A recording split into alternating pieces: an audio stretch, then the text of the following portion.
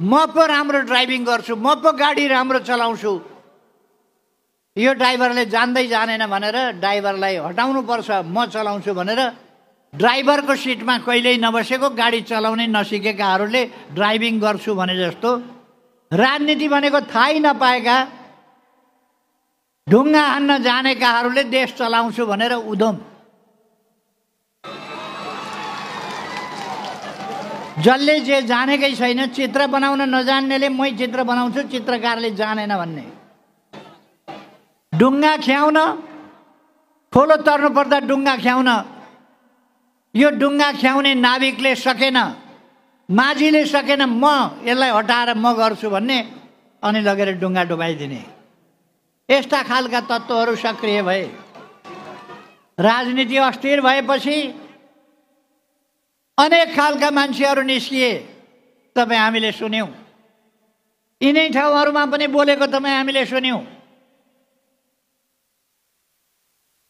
bank डुबाउनेहरू,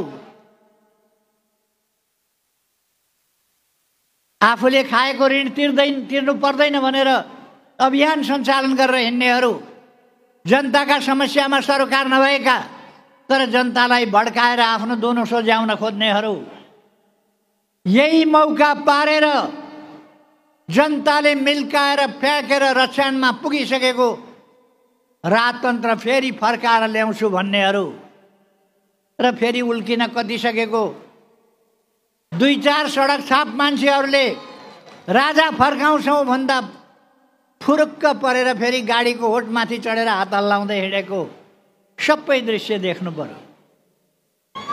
यी तमासाहरू यिनको तरिका के हो, शैली के हो, यी कस्ता तत्त्व हुन् भन्ने गत